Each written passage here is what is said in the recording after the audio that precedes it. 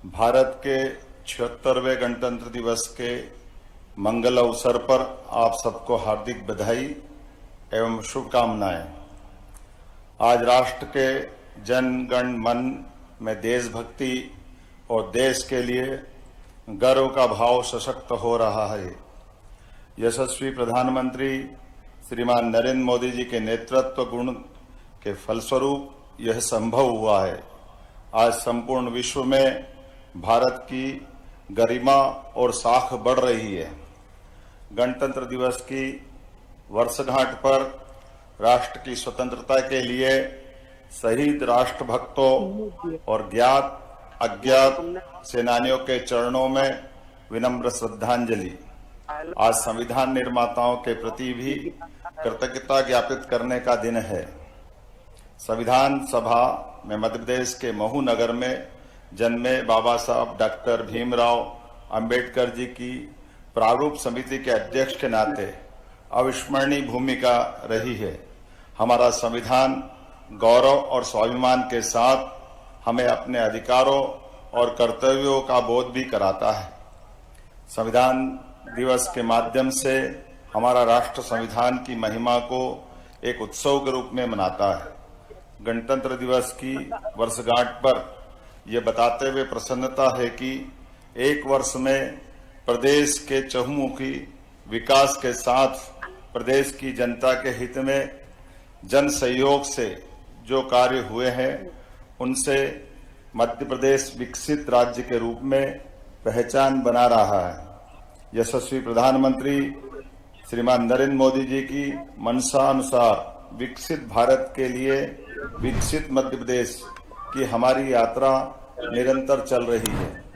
प्रधानमंत्री श्रीमान नरेंद्र मोदी जी की मौजूदगी में 17 दिसंबर 2024 को जयपुर में इस परियोजना का त्रिपक्षीय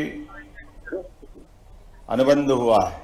परियोजना के माध्यम से कुल 6,73,000 हेक्टेयर क्षेत्र सिंचित होगा।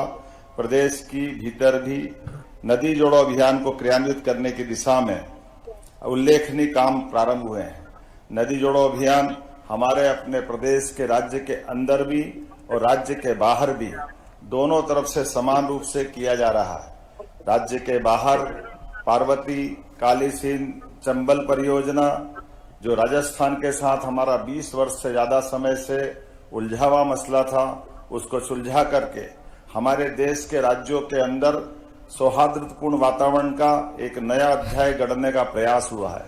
इसी प्रकार से बुंदेलखंड की धरती को केन बेतवा लिंक योजना के माध्यम से पूरे क्षेत्र में मध्य प्रदेश और उत्तर प्रदेश की धरती पर आपस में मिलकर के बुंदेलखंड के प्यास मिटाने के साथ साथ समृद्धि के द्वार भी खोलने का प्रयास हमारी सरकार के द्वारा किया गया है।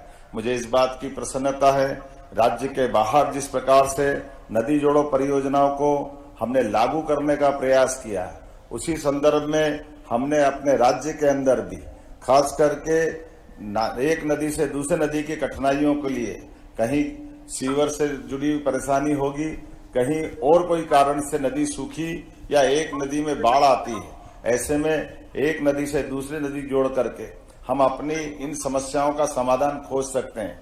इसका बेहतर उदाहरण इंदौर और उज्जैन के बीच निकलने वाली सीवर से जुड़ी हुई कान नदी की पुरानी एक ऐसी कठिनाई थी जिस कठिनाई के कारण से वर्षों से हमारा गंदा पानी उज्जैन की क्षिप्रा को प्रभावित करता था। ऐसे में एक नदी जोड़ो अभियान राज्य के अंदर भी लेने का प्रयास किया है, जिसके माध्यम से अब यहाँ इंदौर से निकलने वाली कान नदी का पानी यहाँ से निकल करके बजाय क्षिप्रा में मिलने के वो अपनी दूसरी एक नदी वो भी इंदौर से ही निकलती है, लेकिन डाउन स्ट्रीम में जब डैम में ऊपर पानी भरा रहेगा शुद्ध जल, तो नीचे जो पानी शुद्ध होकर के मिलेगा जिसको किसान अपने काम में ले सकेंगे। इस कान नदी और एक तरह से गंभीर नदी जोड़ने का एक राज्य के अंदर का ये भी अनुपम उदाहरण बना है, जो विश्व में पहला एक राज्य के अंदर नदी जोड़ो अभियान का दूसरा अध्याय लिखा जाना लगेगा। यशस्वी प्रधानमंत्री श्रीमान नरेंद्र मोदी जी ने ज्ञान का मंत्र दिया, जिसका अर्थ गरीब, युवा, अन्नदाता और नारी ध्यान के ध्येय वाक्य को साकार करने के लिए मध्य प्रदेश सरकार संकल्पबद्ध होकर कार्य कर रही है। इस मंत्र की सिद्धि में मध्य प्रदेश सरकार ने 4 मिशन युवा शक्ति, गरीब कल्याण, किसान कल्याण और नारी सशक्तिकरण प्रारंभ करने का निर्णय किया है। स्वामी विवेकानंद युवा शक्ति मिशन का शुभारंभ राष्ट्रीय युवा दिवस के अवसर पर किया गया है। यह मिशन युवाओं के स्वप्न साकार होने का माध्यम तो बनेगा ही, साथ ही समाज में सकारात्मक और अपेक्षित परिवर्तन लाने के लिए भी प्रेरित करेगा।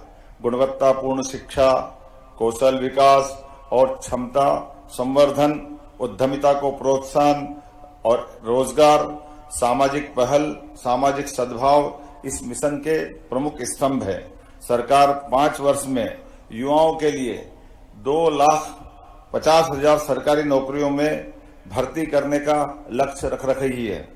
युवा खिलाड़ियों के लिए प्रदेश के सभी 55 जिलों में खेल स्टेडियम निर्माण करने का निर्णय हमारी सरकार के द्वारा लिया गया है। गरीब कल्याण का मिशन गरीब और वंचित वर्ग को सामाजिक सुरक्षा, रोजगार और बुनियादी सुविधाएं प्रदान करना है। यह मिशन मुख्यतः 3 घटकों यथा बहुआयामी गरीबी इंडेक्स में सुधार, आजीविका सुदृढ़ीकरण और विद्यमान संगठनों के सशक्तिकरण पर केंद्रित है। आदरणीय प्रधानमंत्री जी के नेतृत्व में गरीबों के पक्के घर का सपना प्रधानमंत्री आवास योजना से साकार हो रहा है।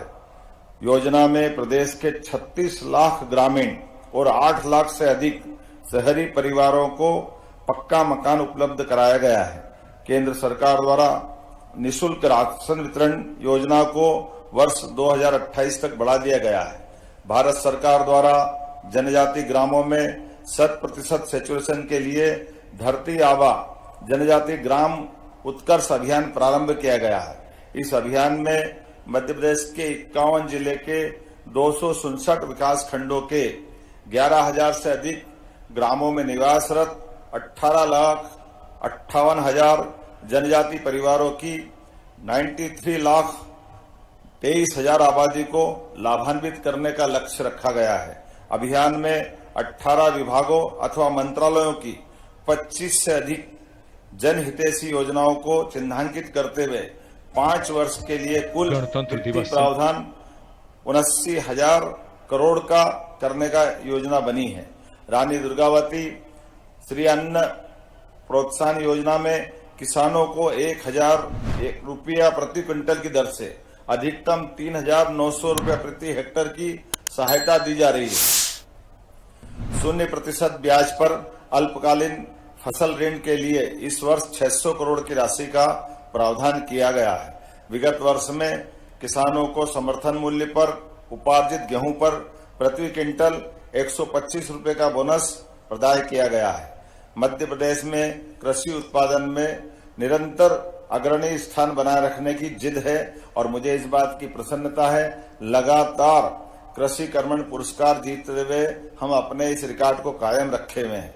लेकिन अब मुख्यमंत्री सोलर पंप योजना अब प्रधानमंत्री कृषक मित्र सूर्य योजना के नाम से हमने लागू की है, जिसके कारण कृषकों को सौर ऊर्जा के लाभ से लाभान्वित करने के लिए प्रदेश में अस्थायी विद्युत कनेक्शन लेने वाले लगभग 1.25 लाख किसानों को सौर ऊर्जा प्रदान किए जाएंगे।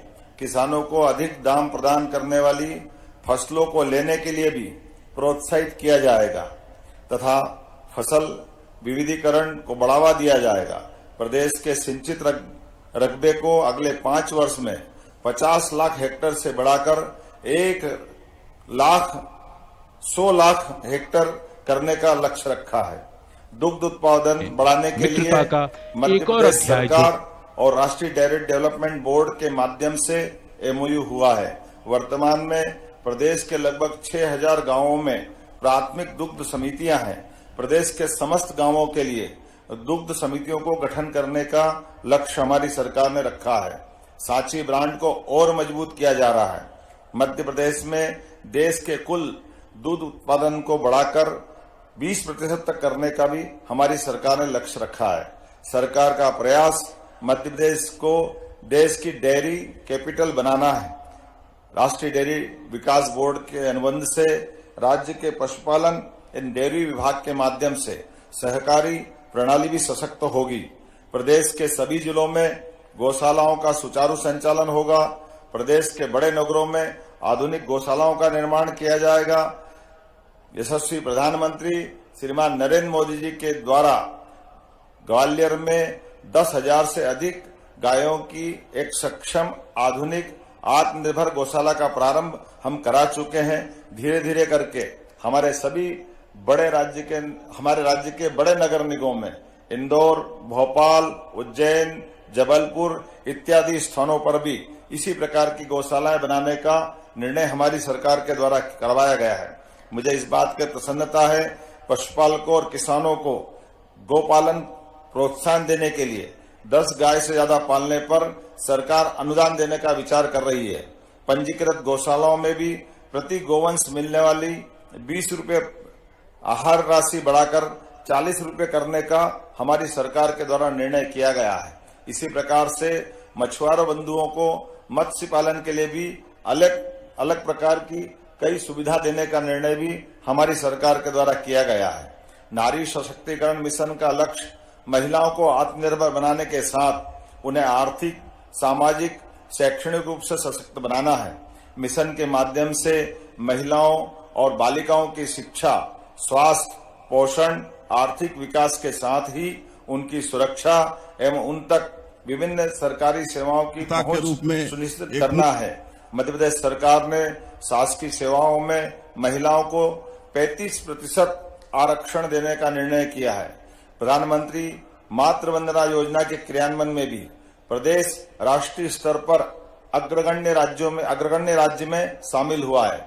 योजना के प्रारंभ से अब तक 42 लाख महिलाओं को लाभान्वित किया है।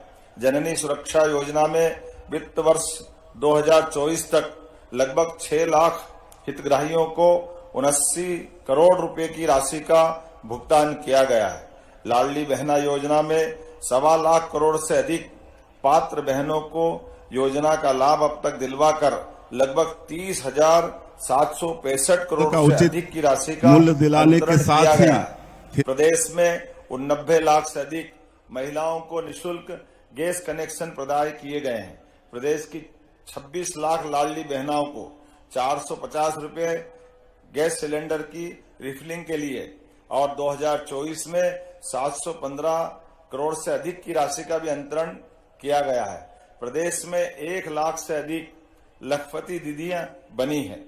महिला श्रम पर आधारित उद्योगों, विशेष रूप से रेडीमेड गारमेंट्स इंडस्ट्री में प्रति महिला श्रमिक 5,000 रुपए के मान से प्रोत्साहन राशि देने का निर्णय हमारी सरकार के द्वारा किया गया है।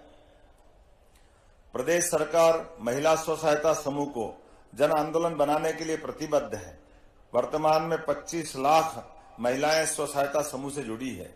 यह संख्या 4 वर्ष में 50 लाख तक बढ़ाई जाएगी। प्रदेश के 313 विकास खंडों में वृंदावन ग्राम योजना में एक ग्राम वृंदावन के रूप में विकसित किया जाएगा। प्रदेश में ग्रामीण जिलों में जल गंगा संवर्धन अभियान को अच्छी सफलता मिली है। इस अभियान को प्रत्येक वर्ष आयोजित करने का निर्णय हमारी सरकार के द्वारा किया गया है। वर्ष 2025 को उद्योग और रोजगार वर्ष घोषित किया गया है। अब तक उज्जैन, जबलपुर, ग्वालियर, सागर, रीवा, नर्मदापुरम और शहडोल में संपन्न 7 रीजनल इंडस्ट्री कॉन्क्लेव में निवेश के कई महत्वपूर्ण प्रस्ताव प्राप्त हुए हैं। मुंबई, बेंगलुरु, कोयम्बटूर, कोलकाता और पुणे में रोड शो आयोजित किए गए हैं, जिनके माध्यम से 1 लाख करोड़ से अधिक के निवेश और भोपाल में खनन कॉन्क्लेव में 20,000 करोड़ से निवेश के प्रस्ताव, यूके, जर्मनी के माध्यम से 78,000 करोड़ से रुपयों के अधिक निवेश के प्रस्ताव, संयुक्त प्रयासों से अब तक 4,17,000 करोड़ रुपए से अधिक के निवेश, जिसमें लगभग 4 लाख से अधिक गैस सिलेंडर की रिफिलिंग के लिए और 2024 में 715 करोड़ से अधिक की राशि का भी अंतरण किया गया है। प्रदेश में 1 लाख से अधिक लखपति दीदियां बनी हैं। महिला श्रम पर आधारित उद्योगों, विशेष रूप से रेडीमेड गारमेंट्स इंडस्ट्री में प्रति महिला श्रमिक 5,000 रुपए के मान से प्रोत्साहन राशि देने का निर्णय हमारी सरकार के द्वारा किया गया है। प्रदेश सरकार महिला स्व सहायता समूह को जन आंदोलन बनाने के लिए प्रतिबद्ध है। वर्तमान में 25 लाख महिलाएं स्व सहायता समूह से जुड़ी है। यह संख्या 4 वर्ष में 50 लाख तक बढ़ाई जाएगी। प्रदेश के 313 विकास खंडों में वृंदावन ग्राम योजना में एक एक ग्राम वृंदावन के रूप में विकसित किया जाएगा। प्रदेश में ग्रामीण जिलों में जल गंगा संवर्धन अभियान को अच्छी सफलता मिली है। इस अभियान को प्रत्येक वर्ष आयोजित करने का निर्णय हमारी सरकार के द्वारा किया गया है। वर्ष 2025 को उद्योग और रोजगार वर्ष घोषित किया गया है। अब तक उज्जैन, जबलपुर, ग्वालियर, सागर, रीवा, नर्मदापुरम और शहडोल में संपन्न 7 रीजनल इंडस्ट्री कॉन्क्लेव में निवेश के कई महत्वपूर्ण प्रस्ताव प्राप्त हुए हैं। मुंबई, बेंगलुरु, कोयम्बटूर, कोलकाता और पुणे में रोड शो आयोजित किए गए हैं, जिनके माध्यम से 1 लाख करोड़ से अधिक के निवेश और भोपाल में खनन कॉन्क्लेव में 20,000 करोड़ से निवेश के प्रस्ताव, यूके, जर्मनी के माध्यम से 78,000 करोड़ से रुपयों के अधिक निवेश के प्रस्ताव, संयुक्त प्रयासों से अब तक 4,17,000 करोड़ रुपए से अधिक के निवेश, जिसमें लगभग 4 लाख से अधिक युवाओं को रोजगार के अवसर प्राप्त होंगे। मध्य प्रदेश में उद्योग के विभिन्न निवेश के अभियान चलाए जा रहे हैं, जिसके माध्यम से मध्य प्रदेश ने देश के अंदर अब निवेश करने के लिए एक तरह से सबसे आकर्षक राज्य का अपना दर्जा पाया है। भोपाल में आगामी 24-25 फरवरी को होने वाली ग्लोबल इन्वेस्टर समिट की तैयारियां प्रारंभ कर दी गई है। जैसा कि आपको जानकारी देते हुए मुझे प्रसन्नता है कि हमारे यशस्वी प्रधानमंत्री श्रीमान नरेंद्र मोदी जी स्वयं इस निवेश कार्यक्रम का शुभारंभ करने के लिए आने वाले हैं। मध्य प्रदेश में गत 1 वर्ष से औद्योगिक विकास और निवेश संवर्धन के निरंतर प्रयास हम चला रहे हैं, जिसके माध्यम से युवाओं को अपनी बौद्धिक क्षमता के साथ साथ स्किल डेवलपमेंट के माध्यम से बड़े पैमाने पर रोजगार के अवसर प्रदान किए जाएंगे। मध्य प्रदेश जन विश्वास बिल पास कर उक्त अधिनियम में 5 विभागों के 8 अधिनियमों के माध्यम से 64 उपबंधों का गैर अपराधीकरण किया गया है। सतत टिकाऊ तेज गति से विकास के लिए वर्तमान वित्त वर्ष में पिछली बार की तुलना में 16% से अधिक प्रदेश का बजट अर्थात 3,65,000 करोड़ रुपए का किया गया है, जिसको आगामी 5 वर्ष में 2 गुना करने का हमने लक्ष्य रखा है। प्रदेश में अब प्रति व्यक्ति आय भी बढ़कर के 1,42,000 से अधिक हो चुकी है। ई पंजीयन, ई स्टाम्पिंग के माध्यम से संपत्ति की रजिस्ट्रेशन करने का नया अभियान प्रारंभ किया है, जिसके माध्यम से 2024 में राजस्व महाअभियान के माध्यम से लगभग 30 लाख, द्वितीय चरण में लगभग 50 लाख राजस्व प्रकरणों का भी निराकरण किया गया है। यशस्वी प्रधानमंत्री श्रीमान नरेंद्र मोदी जी ने मध्य प्रदेश में स्वामित्व योजना में 88% कार्य पूरा होने की सराहना की है। हाल ही में प्रधानमंत्री जी ने इस योजना में मध्य प्रदेश के 15,63,000 से अधिक हितग्राहियों को ई संपत्ति कार्ड वितरित किए हैं। मुझे इस बात की प्रसन्नता है कि आज आधुनिक और बेहतर शिक्षा के लिए हमने हर क्षेत्र में पीएम श्री एक्सीलेंस कॉलेज के आधार पर युवाओं को अपने सभी प्रकार की शिक्षा अपने जिले में मिले, ये अभियान हमने प्रारंभ किया है। मध्य प्रदेश में परंपरागत तकनीकी व्यावसायिक पाठ्यक्रम आधारित विश्वविद्यालयों का उनके कार्यक्षेत्र के अलावा भी कई और रोजगार परक कोर्स चालू करने के लिए भी प्रेरित किया जा रहा है। नागरिकों को स्वास्थ्य सेवा उपलब्ध कराने के लिए 17 शासकीय 13 निजी मेडिकल कॉलेज का संचालन प्रारंभ कर रहे हैं। मुझे इस बात की प्रसन्नता है कि एक तरफ 2003-04 में प्रदेश में केवल 5 मेडिकल कॉलेज थे, लेकिन एक ही वर्ष में हमने 3 मेडिकल कॉलेज चालू करते हुए आज की स्थिति में 30 मेडिकल कॉलेज आज हमारे मध्य प्रदेश में संचालित हो रहे हैं। मुझे इस बात की प्रसन्नता है, आने वाले 2 वर्षों में हम लगभग 24 मेडिकल कॉलेज और देने वाले हैं। अर्थात देश के अंदर मेडिकल कॉलेज की स्थापना में हम सबसे अग्रगण्य भूमिका निभाने के लिए आगे बढ़ रहे हैं। आयुष्मान भारत योजना में अब तक 4 करोड़ से अधिक आयुष्मान कार्ड वितरित कर मध्य प्रदेश देश में सबसे आगे है। इसी प्रकार से 70 वर्ष से अधिक आयु के बुजुर्गों को भी आयुष्मान योजना का लाभ दिलाने में मध्य प्रदेश सबसे आगे है। मुझे इस बात की प्रसन्नता भी है कि मध्य प्रदेश देश में सबसे पहले एयर एम्बुलेंस चालू करने वाले राज्यों की श्रेणी में आज अपनी एक विशेष पहचान बना के खड़ा हुआ है। हाल ही में 2 दिन पहले हमारी एयर एम्बुलेंस के बलबूते पर हमने न केवल शरीर के अंगों का प्रत्यारोपण कराने का एक नया रिकॉर्ड बनाया है, बल्कि गरीबों के प्रति हमारी भावनाओं को प्रकटीकरण का यह उदाहरण भी माना है, जिसके माध्यम से एयर सुविधा, एयर एम्बुलेंस के माध्यम से हम हर गरीब के जीवन को बचाने में अपनी सरकार का सब कुछ देने के लिए तैयार है। मुझे इस बात की भी प्रसन्नता है, एक तरफ जब एलोपैथिक कॉलेज हम बढ़ा रहे हैं, उसी समान दृष्टि से हम आयुर्वेदिक चिकित्सा महाविद्यालय को भी लागू करने की दिशा में आगे बढ़ रहे हैं। मुझे इस बात की प्रसन्नता है, पिछले वर्ष हमारी सरकार ने 11 नए आयुर्वेदिक मेडिकल कॉलेज खोलने की निर्णय की घोषणा की थी, जिसमें से 5 महाविद्यालय में निर्माण कार्य की प्रशासकीय स्वीकृति भी हमने जारी कर दी है। 1 वर्ष के अंदर ये 11 ही मेडिकल कॉलेज हमारे मध्य प्रदेश के लिए शुरुआत की तरफ अपने कदम बढ़ाएंगे। मुझे इस बात की भी प्रसन्नता है, जल जीवन मिशन में प्रदेश के ग्रामीण अंचलों में नल से जल की सभी सुविधाएं उपलब्ध कराने का लगातार प्रयास हमारा चल रहा है। प्रदेश के 17,000 से ज्यादा ग्रामों में सभी घरों में जल कनेक्शन दिए गए हैं। प्रदेश में लोक परिवहन, खास करके हमारा राज्य देश का एकमात्र राज्य था जिसका अपना राज्य परिवहन सरकारी व्यवस्था के अभाव में निजी व्यवस्थाओं के हाथों मजबूर था। मुझे इस बात की प्रसन्नता है, हमारी सरकार ने निर्णय किया है कि हम लोक परिवहन के प्रबंधन सरकार के माध्यम से कराते हुए सुदूर ग्रामीण से ग्रामीण, छोटे से छोटे स्थान तक भी इस परिवहन की व्यवस्था को सुचारू रूप से संचालित करते हुए आधुनिक व्यवस्थाओं के माध्यम से बड़े महानगरों को आधुनिक परिवहन की व्यवस्था के साथ साथ हम ग्रामीण लोक परिवहन के साधनों का भी उपयोग कराने जा रहे हैं। साथ ही साथ मेट्रो ट्रेन का मामला हो या इंदौर मनमाड रेलवे लाइन का मामला हो, भारत सरकार ने भी अद्वितीय रूप से मध्य प्रदेश का ध्यान रखते हुए हमारे लिए विकास के नए दरवाजे खोलने का काम किया है।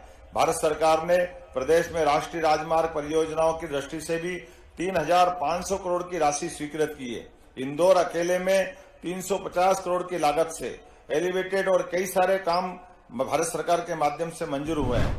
भोपाल कानपुर इकोनॉमिक कॉरिडोर 4 लेन में अपग्रेड करने की अनुमति मिली है।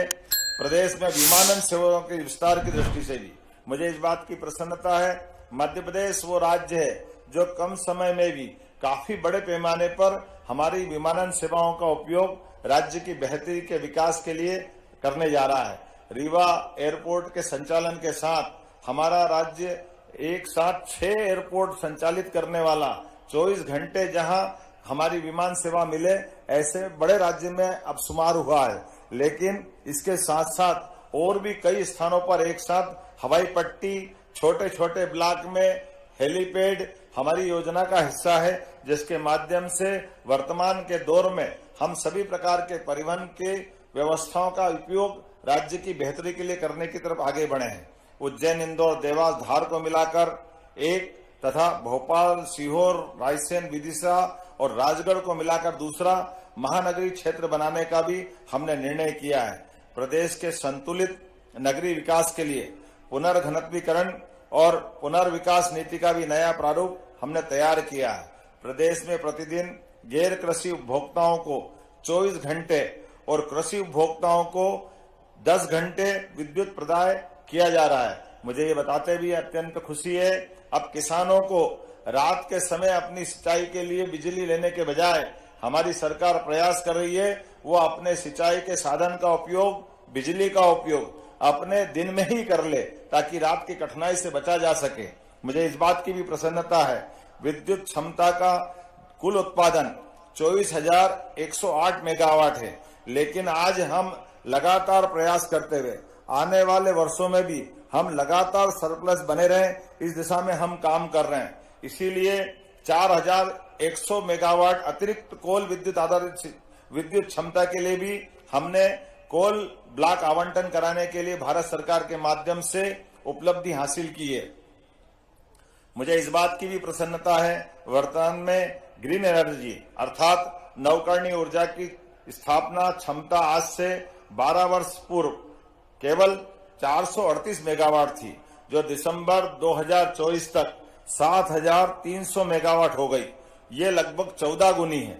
लेकिन हम प्रयास कर रहे हैं 2030 तक 7,000 को बढ़ा करके 20,000 मेगावाट नवकरणीय ऊर्जा उत्पादन को हम लक्षित कर रहे हैं। मुझे इस बात की भी प्रसन्नता है, 25 दिसंबर 2024 को देश की सबसे बड़ी ओंकारेश्वर फ्लोटिंग सौर ऊर्जा, यह विश्व की पहली फ्लोटिंग सौर ऊर्जा परियोजना है, जिसका हमने लोकार्पण माननीय प्रधानमंत्री जी के माध्यम से खजुराहो से कराया था। मिशन मोड में सभी शासकीय भवनों पर अपनी बिजली स्वयं उत्पादित करने के लिए सोलर रूफटॉप की स्थापना करने का भी हमने निर्णय किया है और इस दिशा में लगातार आगे बढ़ रहे हैं। मुझे एक बात की और प्रसन्नता है, एक तरफ हम अपने राज्य स्तर पर सभी हितैषी योजनाओं को लागू कर रहे हैं, दूसरा अभियान के रूप में भी जैसे 11 दिसंबर से लगा करके 25 दिसंबर तक हमने जन कल्याण पर्व मनाने का निर्णय किया है, जिसमें कई प्रकार की योजनाओं को लागू करने का प्रयास किया।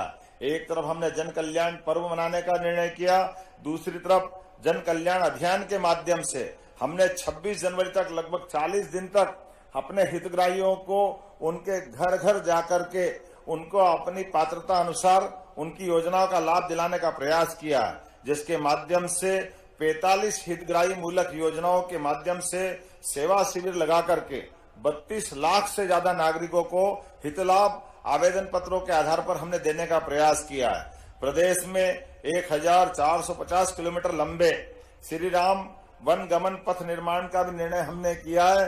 वहीं भगवान श्री कृष्ण की लीलाओं से जुड़े विभिन्न तीर्थ स्थलों पर भी हमने उनके सभी स्थानों को श्री कृष्ण पाथेय से जोड़ करके श्री कृष्ण पाथेय का गठन करने का निर्णय किया है। मुझे इस बात की प्रसन्नता है, भगवान राम और कृष्ण के आधार पर इस धरती ने अतीत के गौरवशाली पृष्ठ को जिया है। उस स्वर्णिम अध्याय को हम पुनः समाज के सामने लाने का निर्णय कर रहे हैं। जब एक तरफ हम उनके उस जीवन के चित्र को लाने का प्रयास करेंगे, दूसरी तरफ प्रत्येक नगरीय निकाय में गीता भवन बनाने का निर्णय भी हमारी सरकार के द्वारा लिया गया है।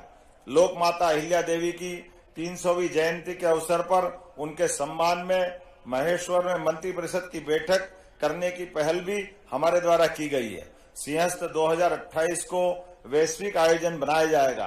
क्षिप्रा का जल निर्मल और प्रवाहमान बना रहे, इसीलिए भी हम इस पे काम कर रहे हैं। मध्य प्रदेश के पर्यटन को नित्य नए आयाम मिल रहे हैं। इंदौर, ग्वालियर, जबलपुर, भोपाल, रीवा, सिंगरौली ऐसे कई स्थानों पर राज्य के अंदर भी हमने पीएम श्री पर्यटन वायु सेवा भी प्रारंभ की है।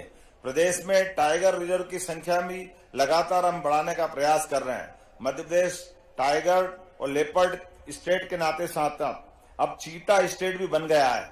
भोपाल का रातापानी प्रदेश का 8वां टाइगर रिजर्व बना है। मुझे इस बात की भी प्रसन्नता है, एक तरफ हम जनहितैषी योजनाओं को लागू कर रहे हैं, उसी प्रकार प्रशासनिक दक्षता की दृष्टि से भी हम जिला, विकास खंड, तहसीलों और अनुविभागों के पुनर्गठन के उद्देश्य से प्रशासनिक पुनर्गठन आयोग का गठन भी करते हुए इस दिशा में काम कर रहे हैं। नागरिकों को मद्य निषेध के लिए जागरूक किया जा रहा है। यह कार्य समाज और सरकार दोनों के स्तर होने पर ही सफलता मिल सकती है। राज्य सरकार ने इस क्रम में प्रदेश के धार्मिक नगरों में शराबबंदी का निर्णय किया है। मुझे इस बात की प्रसन्नता है, इस संबंध में साधु संत, सामाजिक संगठन सभी लोगों के दिए गए सुझाव पर हमने ये कदम उठाया है। मां नर्मदा के तट के दोनों किनारों पर शराबबंदी पूर्ववत लागू रहेगी। इस ऑफिस सिस्टम प्रशासनिक प्रबंधन को पेपरलेस बनाने की दिशा में भी हमने महत्वपूर्ण कदम उठाए हैं। कानून व्यवस्था की मजबूत स्थिति के लिए राज्य सरकार सजग और सक्रिय है। डिजिटल अरेस्ट जैसे नए अपराधों को रोकने के लिए जन जागृति अभियान भी चलाया जा रहा है। साइबर डेस्क के माध्यम से साइबर अपराधों के विरुद्ध कदम उठाए जा रहे हैं। राज्य को वर्ष 2026 तक नक्सल मुक्त बनाने की रणनीति पर भी कार्य किया जा रहा है। औपनिवेशिक मानसिकता के स्थान पर लोकतांत्रिक व्यवस्थाओं के सुदृढ़ीकरण और जनता को राहत देने के लिए लागू किए गए 3 नए आपराधिक कानूनों के भी प्रभावी क्रियान्वयन में मध्य प्रदेश अग्रणी है। मुझे इस बात की प्रसन्नता भी है, हमारी सरकार ने तय किया है आने वाले 1 से 1.5 साल के अंदर हम अपने किसी भी जेल से किसी भी बंदी को कोर्ट में हाजिर करने के लिए लगने वाले समय में और पुलिस बल में बाकी व्यवस्था में न केवल बदलाव लाते हुए सारे अपराधियों के समूचे प्रकरण के कोर्ट में चलने वाले मुकदमे की कार्रवाई न केवल जेल से ही प्रारंभ कराएंगे बल्कि इससे जुड़े हुए बाकी पक्ष भी जैसे चिकित्सक और बाकी लोग भी हॉस्पिटल से ही अपने डिजिटल वर्चुअल रूप से अपनी गवाही देकर के हॉस्पिटल में डॉक्टर रहेगा, बंदी जेल में रहेगा, न्यायालय अपने स्थान से चलता रहेगा। आधुनिक तकनीक के बलबूते पर हमने प्रदेश के अंदर इस व्यवस्था को लागू करने का निर्णय हमारे द्वारा किया गया है। इसी सिलसिले में पिछले दिनों मध्य प्रदेश में पहली बार इस संबंध की व्यवस्था लागू करने का निर्णय किया और मुझे इस बात की प्रसन्नता है देश के अंदर पहली बार इस संबंध की व्यवस्था लागू करने वाला दर्जा भी मध्य प्रदेश ने पाया है।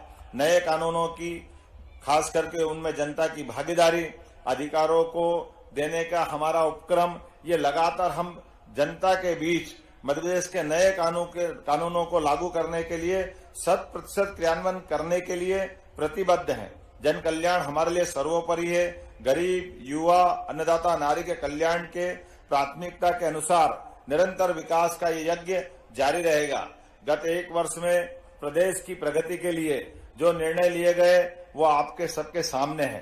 प्रदेश के नागरिकों का व्यापक जन समर्थन भी हमको मिला है। निश्चित यह संतोष का विषय हो सकता है, लेकिन लक्ष्य तो यही है मध्य प्रदेश विभिन्न क्षेत्रों में अलग अलग मामलों में अग्रगण्य रहे, प्रदेश में विकास से निर्णायक परिवर्तन हो। हम कह सकते हैं यह गण और तंत्र की परिणामकारी उत्तरदायी संस्कृति का जीवंत चित्र है।